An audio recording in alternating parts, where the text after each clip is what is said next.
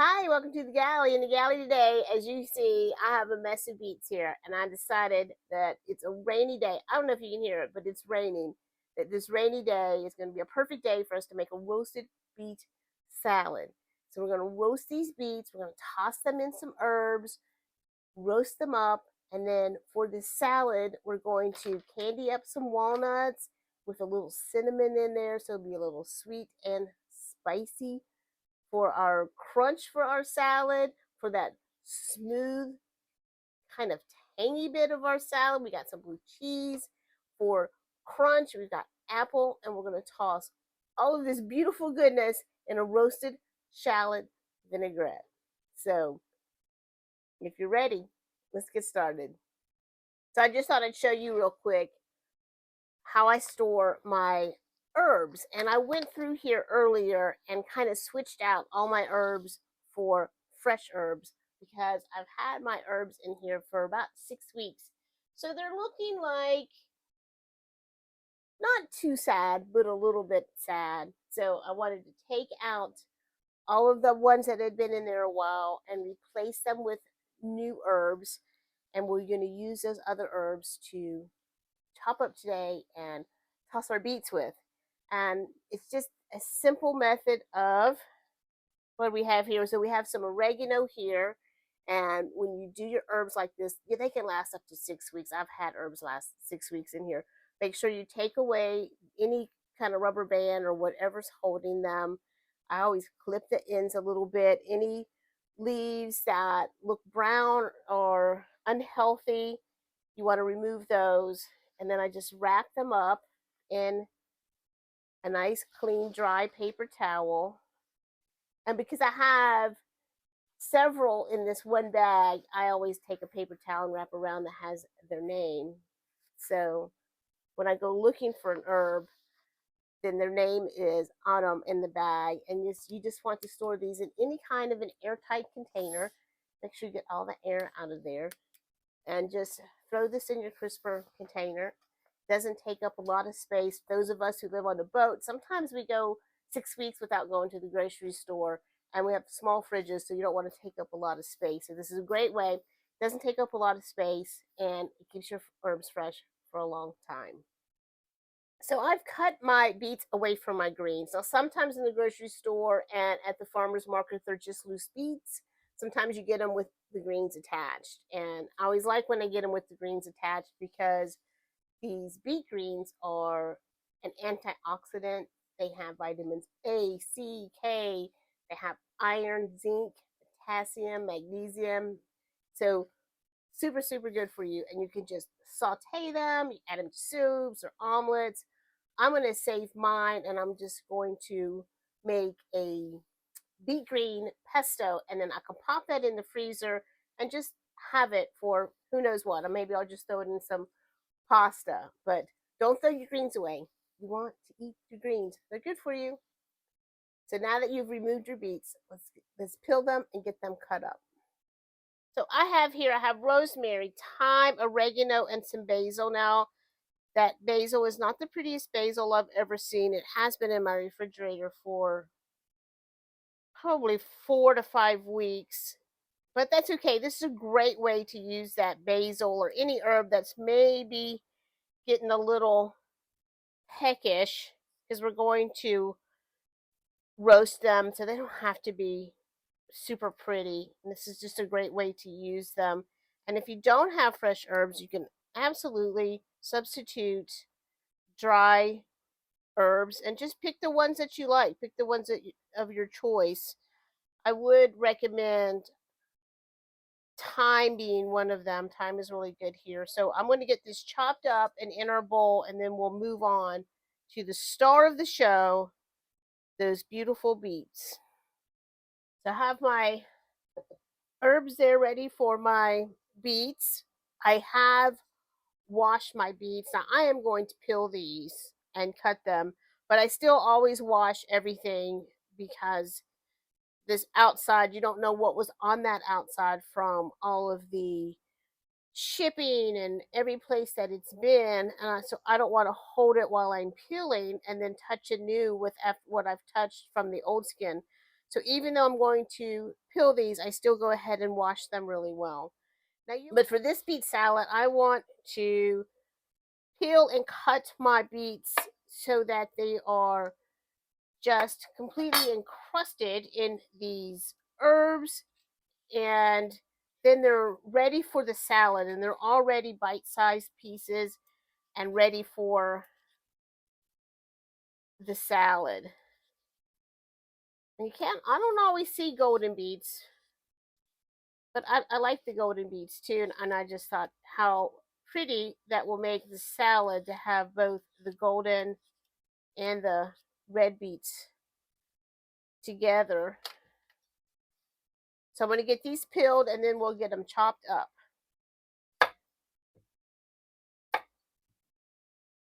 So I have this dollar store cutting board that I use for things like this because beets will stain. So if this gets stained, then I'm not that worried about it. So I'm going to cut my beets into pieces, and you could do pieces like this. But I like when I eat a salad that I can eat my salad with just a fork and not need a knife. So I'm going to cut mine more in pieces that don't require a knife and a fork. Just nice cubes like that, and straight into the herbs.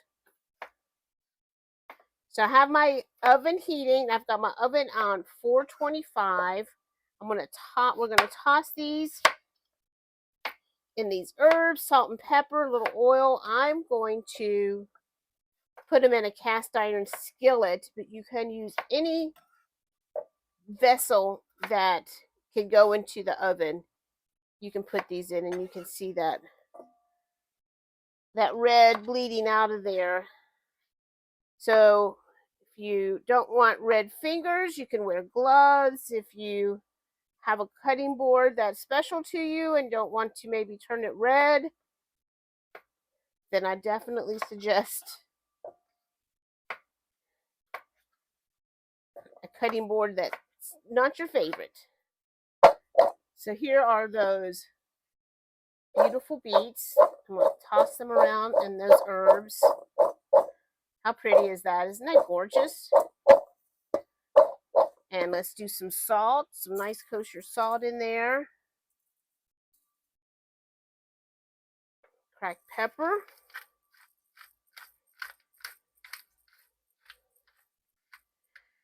And I'm going to go with my avocado oil here. We are roasting these. They are at a temperature of 425.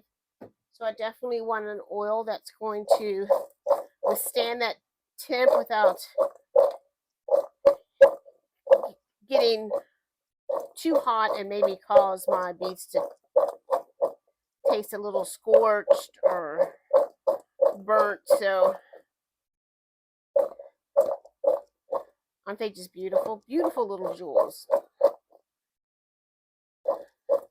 So I think we're good to go. I'm going to put these in my skillet here. And I want to scrape and make sure all those fresh herbs are...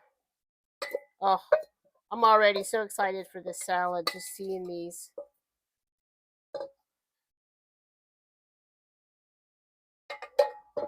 And I am going to cover them with some foil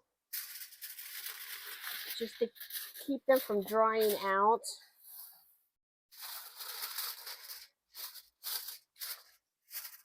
So I'm going to put these in the oven, 425, and this is going to take about 40 minutes. I want to get my shallots into the oven so that they can roast along with those beets. I'm just going to cut these in half, remove that outer skin there. Now I happen to have these cast iron little pans here, and I usually use them for like individual cobblers and things like that, but this is a perfect place for that. I'm struggling here, kids. Here we go. Get this outer layer off here. It doesn't want to come off. Okay, now we go. And I'm going to, in here, put 2 cloves of garlic. So I'm going to have roasted garlic and roasted shallots for this vinaigrette that we're making. And I thought this vinaigrette would be nice. And since the oven's on and we're roasting anyway, it seemed like the perfect opportunity for this dressing. So in something that can withstand the oven, any kind of little casserole dish that you have, you want to put your shallots face down, a couple cloves of garlic. I'm going to add some thyme in here. This thyme is so big, I'm going to cut it. And then halfway up the shallots, I'm going to put my avocado oil. Top this with some foil and into the oven next to my beets, and it'll take just about the exact same amount of time as your beets. So now we have our beets in the oven and our shallots are in the oven, and we have about 40 minutes of time, and we can use that time to candy our walnuts and then gather the ingredients for our dressing. So first up, I want to do the candied walnuts because they do need a few minutes to cool down. So I have a cup of walnuts, and I just want to make them a little bit smaller. I think just kind of how you would like a nut in your salad. I don't think you want big, huge pieces, but I think you want to know you're getting a crunch without it being too big. So I'm just going to cut these down a little bit, and you can use walnuts, you can use pecans, you could do almonds. I found a good deal on walnuts the other day, so I stocked up. So we're using walnuts. So I think that looks good. I think that looks more reasonable for a bite-sized piece. And to make these candied walnuts, you just need to make some cinnamon sugar.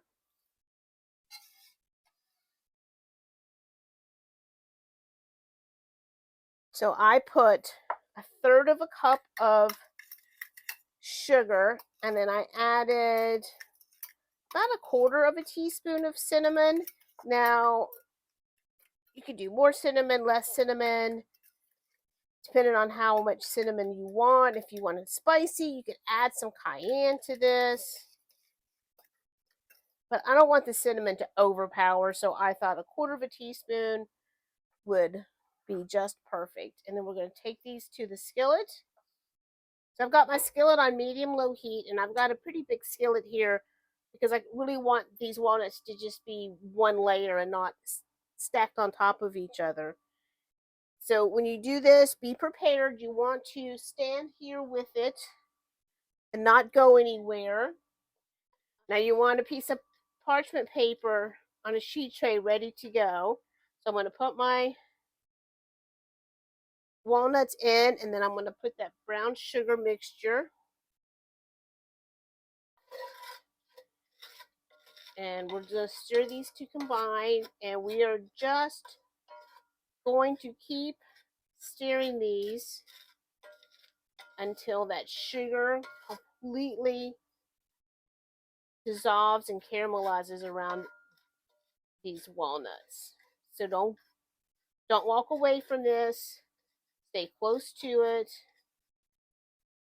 Not too high of a heat. So if you can see right in here that sugar is starting to melt. So this is when it gets super important, just to keep your eye on things. You don't have to move it the whole time, but stay close and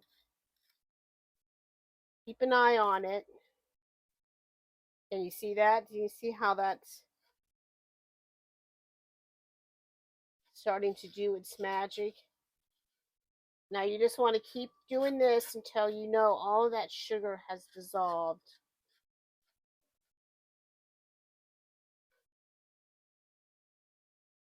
I wish you could smell this. That cinnamon smells so good. All right, now that all of those sugars have dissolved, I want to go onto my sheet of parchment paper, and I want to scatter these out. And they are going to be so delicious.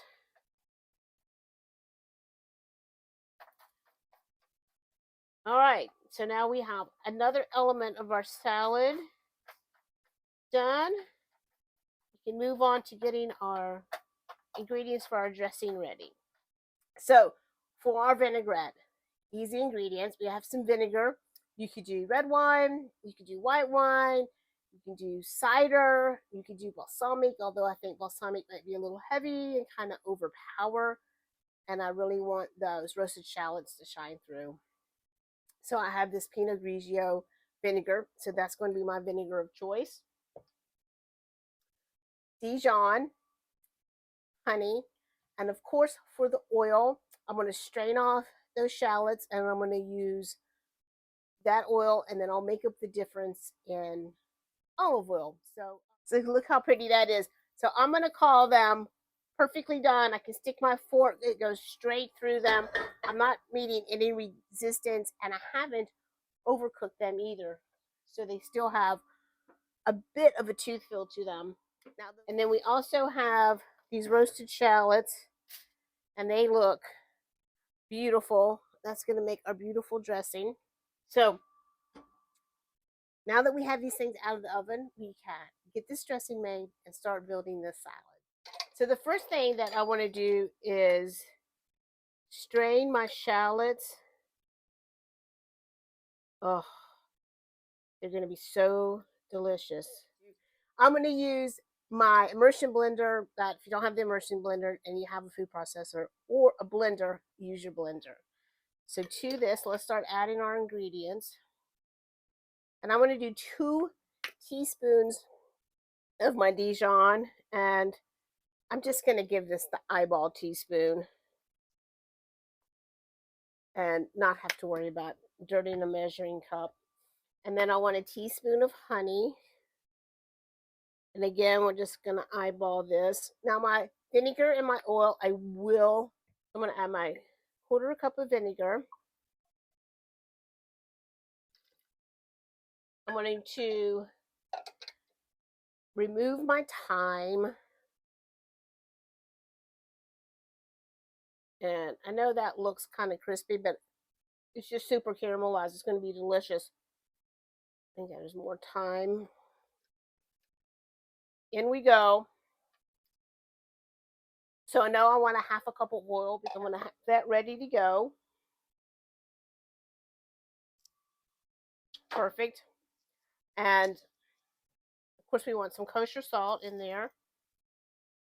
Do a couple small pinches of kosher salt, cracked pepper. I want to blend this up before my oil goes in. I want to make sure that garlic and shallot are nice and blended up. So I'm going to blend this up first.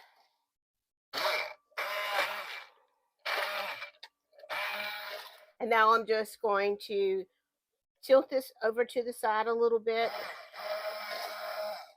Keep it moving and slowly add my oil.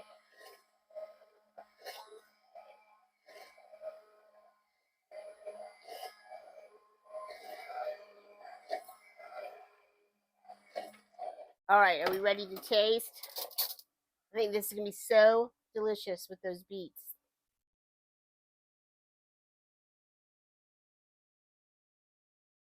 Oh my gosh. Oh, this gets the happy dance. So delicious. Definitely taste those roasted shallots, and that Pinot Grigio vinegar is so delicious, but not overpowering. Excellent. Love this vinaigrette. This is going to be delicious. You ready? Let's get our salad put together. We've made it to that point that we can put our salad together. So one of the nice things about this salad is that you can do all of these elements up ahead of time and then toss the salad when you're ready for it.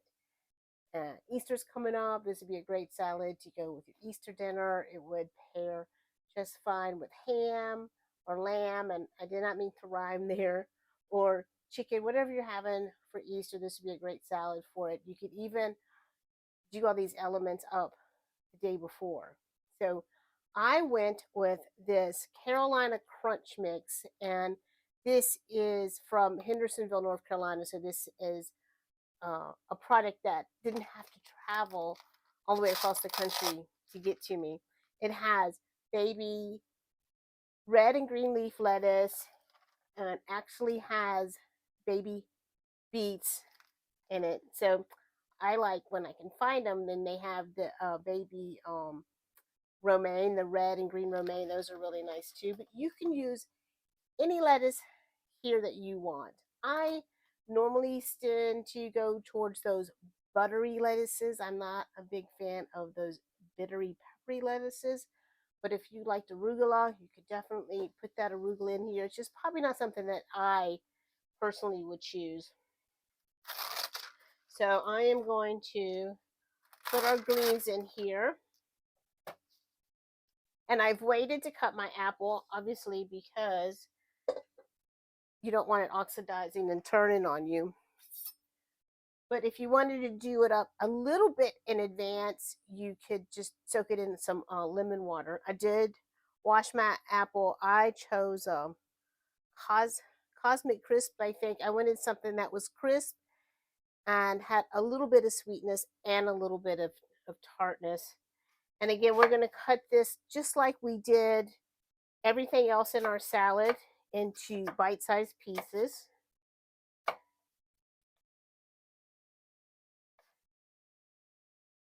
And the things that I want tossed in my vinaigrette, I'm going to put in here. And then the things I don't want, I will sprinkle on the top. So I want my apples tossed in the vinaigrette, and that acid from the vinegar is going to help keep them from turning brown. And I just did nice little cube bite-sized pieces. And the beets, I think, will be lovely tossed in the vinaigrette. And then I think what we'll do is top it with the walnuts. Obviously, we don't want the walnuts with the vinaigrette because it would just get soggy. So we got our apples in there.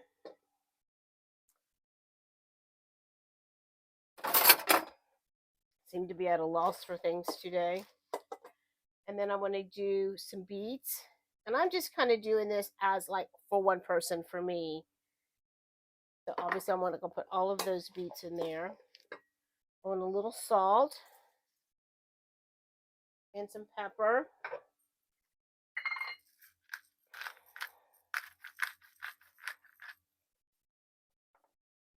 And you could absolutely turn this into an entree salad if you added grilled shrimp or grilled chicken or roasted chicken or even a steak. So, and then that beautiful dressing that we made. I think dressing is a personal thing too. I think some people like a lot, some people like just a little. I'm kind of on the lot side of that. So toss this nice. So you want to make sure that all of that lettuce is coated with your dressing. Your apples get coated. Beets are so amazingly good for you.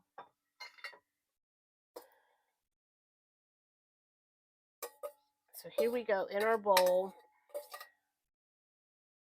And the great thing about this salad is you've kind of got the walnuts and the apples for the crunch, so you don't really need a crouton, so you don't have to, add any gluten. So anybody with gluten allergies, this is a great salad for you. And even without the walnuts and the blue cheese, it's already looking beautiful.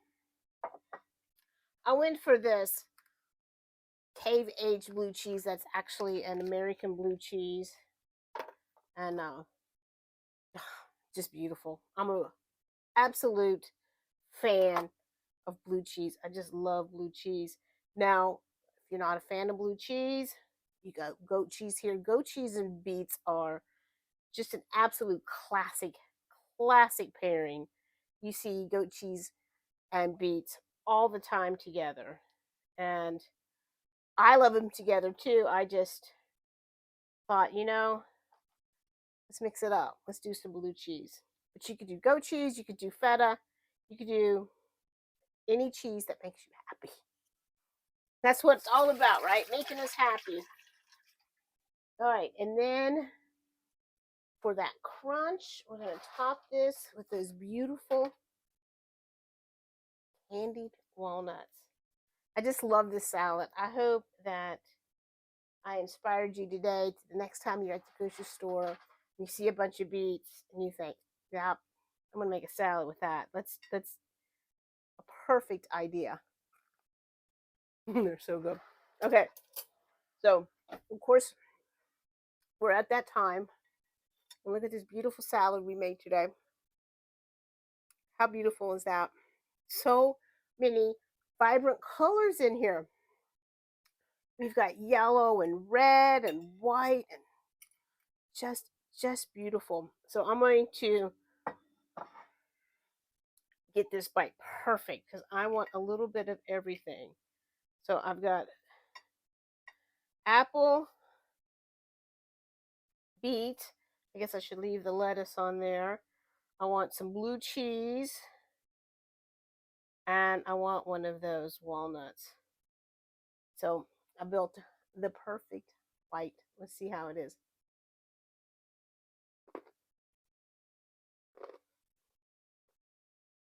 Mm. I can't wait to finish eating this salad. It is delicious. The blue cheese, I think, was a perfect choice. Those herb roasted beets come through. The apple is such a nice crunch. It just really lightens everything up. The dressing, perfect choice. The dressing is delicious without overpowering anything. Delicious. Healthy, healthy, healthy. Super good for you salad. And I hope that you make one today. If you haven't already, hit that button and subscribe to me. It helps more than you could ever know. And if you have any questions, leave me a comment. I'm happy to answer any of your questions. And until next time, I'll be eating my salad. And you guys have a safe cruising.